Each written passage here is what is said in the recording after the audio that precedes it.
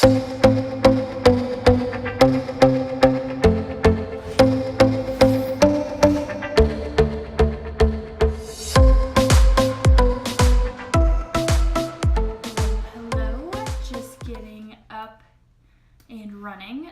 I'm going to be doing the live today because CJ is on her way to the airport to go see family. So you just get me today. And today we're going to be talking about the new Facebook algorithm. So if you've been listening to the news or really any kind of Facebook groups, you've probably heard the Facebook algorithm is changing and everyone is freaking out saying it's the end of the world, that kind of thing. The same thing we do when Instagram changes their algorithm, but this is a really huge change. It's the biggest change to the entire algorithm to date. So it is a big deal, but I am here to give you encouragement because I think as bloggers, we're in a unique position to be able to really benefit from this change, whereas brands and other kind of news outlets they're gonna take a big hit. They just are. So I have some tricks up my sleeve to help you guys be able to make the best of this change and work with the algorithm, because the only thing about algorithms, can't even talk. The only thing about algorithms is I think they get really scary when we don't understand them, when we kind of don't know why they're like demoting posts or why they're pushing posts to the top. But taking a second to kind of break down the algorithm, break down the changes, and then share with you some things that you can do in order to make the best of it. So first of all, let's talk about why they're even doing the change. So they announced it on January 11th, which was just a couple days ago, and they're changing their newsfeed algorithm to prioritize friends, family, and groups. So as they roll this out, we're going to see a lot less content from businesses, from brands, from media. Basically anyone that is a business on Facebook has a business page or really a Facebook page, and you're going to see they're trying to say make it a higher standard of meaningful interactions between actual people. So lately our feeds have been mostly like videos or mostly like articles, BuzzFeed articles, funny things. You don't really see as much of your friends and family's posts as you used to. So they're kind of going back to their roots, how the platform initially started out when it was just solely posts from friends and family. So I think the New York Times put it really well. They said the newsfeed had become mindless scrolling, moving from one auto-playing video to the next without offering people much substance. It was serving up junk food. So I know maybe a lot of you have even experienced this, kind of scrolling through your feed. It feels like there's nothing there for you. It feels like it's just articles or just videos, and just you can get kind of sucked in, but it's not really like productive. So Facebook's trying to move away from that. So overall, I think this change is good. I think they really want to help facilitate those social interactions. But what that means is that there's going to be a huge decrease in organic reach for anyone that's a brand, anyone that has a page, and anyone that's a business. But as a blogger, you are a brand, but you're primarily a person. So I think it can benefit you, and we'll get to that in a minute when I get to the tips. So the change is no one really knows what it's gonna look like, because they've just kind of announced we're gonna be doing this big shift, here's what the shift is. But most of the social media analysts agree that it's gonna be probably two feeds. So there's going to be one feed with your posts from your family, from your friends, and your advertisers, and then there's going to be another feed with posts from brands and pages and all that kind of stuff. So they already have kind of an explore page that they have been shifting stuff to, which is similar to Instagram but a little bit different.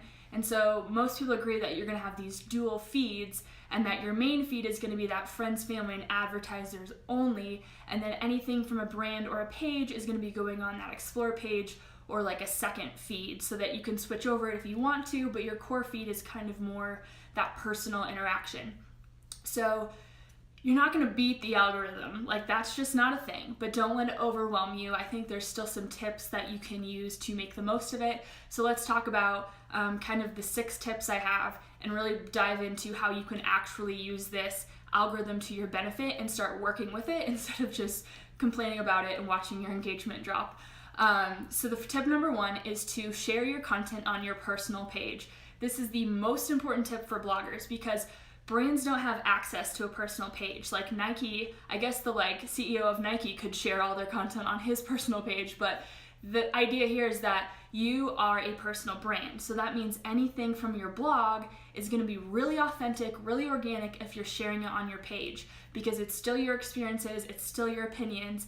And the reality is with this new algorithm is that those personal pages are going to have priority in the newsfeed above anything from a business, anything from your blog page. So this isn't to say stop using your blog page. I still think you should try to build likes up and build your following up on there, because we're going to get to this in a little bit, but you can reach people through your blog page with kind of boosting posts, with paid posts, and that's kind of the optimal way to do it if you're a blogger trying to spend money on Facebook, because you know those people are already interested in your stuff, they already liked your page.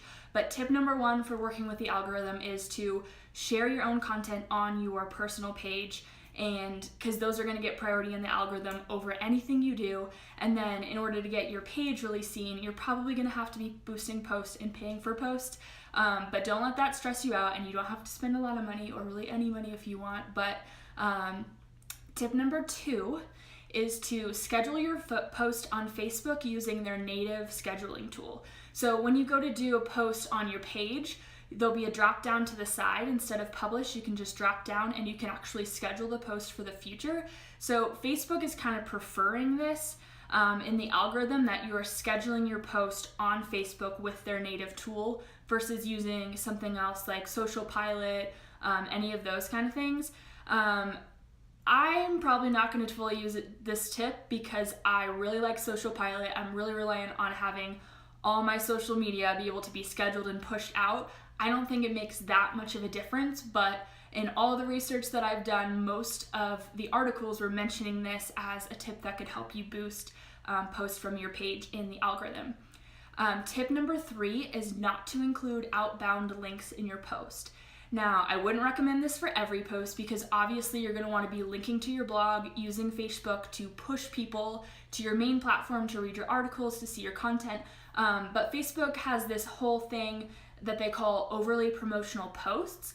So there's certain language that sounds really salesy, or anytime a post has a link in it, Facebook considers that an overly promotional post. And those by default become lower in the algorithm. So posts are going to be seen more if you don't have an outbound link, so if you're not even linking to your blog article. So I'd say a good mix of this is both, because that way posts without links are still getting really seen, really visible. They can still get likes, comments, and shares. This is also really important for brand collabs where they don't have a link they want you to use. They just want you to call out a certain product or that kind of thing, and then have a balance of posts that have links. And yeah, so then tip number 4 is to focus more time on video. So Facebook is really trying to push their video. They are prioritizing video in the newsfeed. So what you're gonna wanna do to prioritize video is, first of all, to make more live videos. So Facebook really is trying to push their live video platform. I think it is still new. I think a lot of people are still nervous to get on live, don't really want to do it. So you see live video getting prioritized in the newsfeed, and then you're going to see videos with really high completion rates are prioritized in the newsfeed. So when you make a video on Facebook, what you're really shooting for is about 45 to 60 seconds, because it's your feed, right? You're not going to YouTube to watch a full YouTube video and on to the next video. You're kind of scrolling through your feed, so you want it to be less than a minute, and then you want to create content that has high completion rate. So just think of how are you creating your video to where people want to stay and watch. What you're shooting for with a high completion rate is that people at least watch half of your video. So whatever that means for you, however you want to maybe entice people to watch until the end or watch until the midpoint, that's kind of up to you. But tips for video are more live videos, create longer videos. 45 to 60 seconds is your sweet spot with high completion rates, and then to upload videos directly to Facebook versus your YouTube link. So if you're a YouTuber, obviously this isn't going to work for you every time, because you need people to go to YouTube, you need people to subscribe. But I think you can make teaser videos and then point them to YouTube to watch the whole video. And what that's going to do is rank really high in the newsfeed because it's going to be that short, 45 to 60 seconds. And then they know if they want to find out the rest, they can go over to your channel to watch it. But uploading the video directly in the feed is going to let Facebook use all their like automatic play features to where when you're scrolling the video automatically plays. It's going to be embedded where you can click and watch it right in your news feed versus having that link that's going off somewhere else. So those are the main tips for video. And I'd say if you haven't made a video and that just sounds terrifying, like now is the time to start. Just start trying it. Just get into it. Video, people like videos, whether it's a video with no sound that is almost a slideshow, or whether it's you're sitting down live with them. People like consuming video content, so I don't think that's a trend we're going to see change, so probably time to get on board. So yeah, tip number 5 is to create content that encourages interaction. I know that in any social media, like advice or tips, they're always saying this, like, what are you posting that makes people want to like it or comment? And so what they normally encourage you to do is like, ask a question or tell people to like it or tell people to comment. That's not going to work anymore on Facebook because Facebook considers this engagement bait. So the example of this is when you say, comment if you love puppies, or like this post if you're a coffee addict. Those kind of things are engagement bait, and Facebook's going to be docking those phrases in the news feed, in the algorithm, because that's not really authentic engagement, and kind of their whole point in the algorithm change is meaningful engagement versus just engagement that we're doing all like this kind of stuff, like the engagement bait. So when you're focusing on creating content that encourages interaction, encourage authentic interaction and try to stay away from phrases that are like this post if, or comment if you feel like blah, blah, blah. What kind of questions can you ask to make people really want to talk back to you? And we covered this in one of our lives previously, but kind of some of our best tips were something that's funny, something that where you kind of admit a flaw or more like a weakness. You just kind of get real with people and then ask their opinion, ask people's advice, ask for people's opinions. That kind of stuff is what encourages interaction. If you're just like, here's what I'm wearing, like people will probably say cute shirt, but if you can dive a level deeper, be a little more meaningful in your content, people are going to interact with it a little more naturally, and it'll just happen versus you having to ask for it. And then tip number 6 is to tell your followers to change preferences for your page. So similar to how on Instagram you can select to get a notification every time someone's account posts, you can also now do this on Facebook. So they can go under your page and there's like that following button, which there's a drop down, and they can select see first. So this is gonna help them see your posts come in their newsfeed versus it being on that other explore page or them never even seeing it at all. They can choose and tell Facebook they want to see your content. And so I think you should really encourage your loyal followers to turn that on, just like on Instagram, everyone's like, go turn on post notifications to see when I post. It's the same thing we're doing, but it's on Facebook. And hopefully in the replay, I could put like a screenshot of that. That would be cool. So we'll do that now if I remember. Okay, so then just a couple little questions that we get a lot from bloggers in terms of Facebook. I think using Facebook as a brand, especially a brand that sells products, can be a totally different game than using Facebook as a blogger. So the first question is, should I be boosting posts? So here's why this is a question. Most people, traditionally, influencer marketing has been organic, which means like we as influencers build this audience that's genuinely into everything we like. We share our preferences with them. They buy. We don't ever have to pay for ads. But the reality is, because of all these algorithm changes, we're kind of not moving away from that, but our organic reach is getting smaller. So those people that really like what we're doing aren't seeing our stuff as often. So I think boosting posts can be a really good idea, and it's not like you have to run crazy big ad campaign budgets, but just throwing a couple dollars here or there to see what works to get kind of bigger reach, I think is a good idea. Don't be afraid to do it, but don't arbitrarily boost posts. Don't just like randomly like, oh, I'll put $5 on this one and I'll put $2 on this one. Like, it's not really roulette in that sense where it's going to pay off if you just like hit the right post. What you should do is set a clear target audience.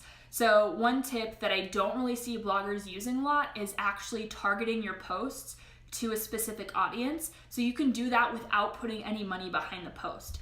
The way you do it is you have to have Facebook Business Manager, and then you set it up so where your Facebook page is in your Business Manager, and then when you post, you can enable a feature in your settings where it lets you actually target the people that are going to see it. So this is good for like if you do fashion and lifestyle, then if you do a lifestyle post, you could target your post to your actual lifestyle audience, like enter like people are interested in lifestyle who are this age in this location kind of thing.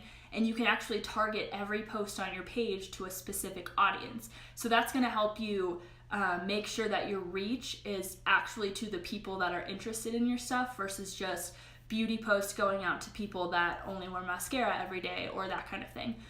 So test out this targeting option, I'd say first before you start boosting posts, because the targeting option and the engagement you get from that, you're kind of going to see which part of your audience is more responsive. So let's say you try targeting on all your posts and your beauty posts are getting great engagement.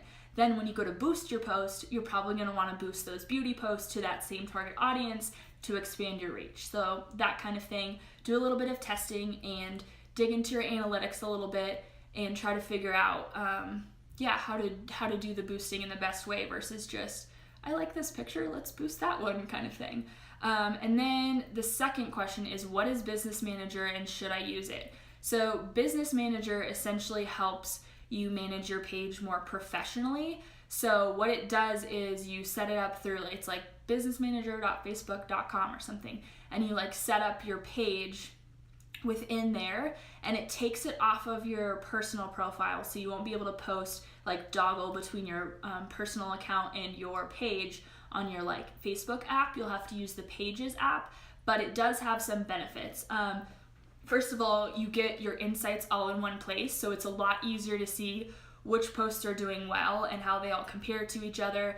It's a lot easier to manage your ads. So you can create like an ad account and kind of do a little bit more targeting. So if you want to get really serious, there's something called a pixel, which you can install in your website. So it's the thing where if you like look up something on Amazon and then later you see like a Facebook ad for it in your sidebar and you're like, how did they know? That's how they know. There's something called a pixel on most people's website that are sell products, and they it basically tracks the people that come visit their website, and then later they can retarget them by showing them an ad for stuff they looked at to remind them to come back or remind them they wanted to buy. As a blogger, you can totally do the same thing, and it's definitely worth it. It does take a little bit of work, but there's ample YouTube tutorials. So if you really want to dive in, it's something you kind of just set up once, and then you can use your ads to find people that have already seen your site. And the reason that's good is it's because they're called a warm audience. So it's not just someone random that's never seen you before. They're kind of already warmed up to the stuff you're creating. So they're a warm audience, and by showing them your content again, they're more likely to come back for more. It also lets you tag products on Facebook and Instagram. So if you've seen like the bloggers that are able to tag products on their Instagram posts that are like actually in the post that you can then click, you have to have Business Manager to do that. So now not everyone's going to get this feature. They're still rolling it out, but you have to have Business Manager and a business profile on Instagram. And then what you're going to do is like use Business Manager, and you basically make a spreadsheet that has all your different products, all your different affiliate links, and it's called like a catalog. And then when you go to tag Facebook products or Instagram posts with products, you get to use all the products that you uploaded. And so it's not so hard once you get it set up, because then you just have to keep uploading that spreadsheet, updating it with new links. So it is a little bit tentative, like it's harder than just like putting it on reward style, but I think it can be definitely worth it if you're willing to spend the time. Another reason you should try to get set up with Facebook Manager is because brands use it to request access to be able to whitelist your posts. So what this means is brands are basically putting advertising money under your posts, behind your post. They're paying to boost your post in order to get it more views. So a lot of times they boost it to your existing audience. So everyone that likes your page doesn't see your post every time you post, which we probably already know that. But this whitelisting, basically a lot of brands will boost your post to your own audience, to the people that already like your page, and then so that more of them see it, or they might boost to a totally different audience that isn't on your page, or an audience that looks similar to all the people that like your page. So they're still reaching the same types of people as are interested in your content. This is good because obviously you don't have to pay for it. You get extra reach that you didn't have to pay for. So brands do this a lot as kind of like a second phase of a campaign. They'll have you create social content and then post about it, and then they kind of pay to boost it. So within Business Manager, you can actually connect with partners, so you can give them access to come in and set that all up for you. So if you're not really good at ads, or the brand's probably going to want you to let them do it anyway, but they're going to go in and set up the whole ad campaign, pick how much money they want behind it, pick who's going to see it, all of that stuff. So down the line, I think this is going to be bigger for brands, because they're going to, obviously, we're going to have to be paying to play, in a sense, whenever we're a page or a brand. So brands might want to be spending their advertising dollars on influencer content, which looks less like an ad, which is coming from you and feels more authentic. So it's probably a good idea to get set up with Business Manager now before all these changes and kind of get used to it. And yeah, I guess the only disadvantage is there's kind of a learning curve. Like, you're probably going to have to spend a few hours on YouTube figuring out all the different things, and it does remove it from your personal account, so you will need the Pages app to manage your page, but overall I think it's a good idea. So yeah, that is the scoop on the biggest algorithm change to date, plus some tips for working with it as an influencer. And I think the only way you can beat it at this point is to actually post on your personal page, and don't be afraid to use that to be pushing your content out there, because that's going to be the only way that boosts you in the algorithm and is totally free and is still really, really authentic because it's coming from you. So yeah, see you soon.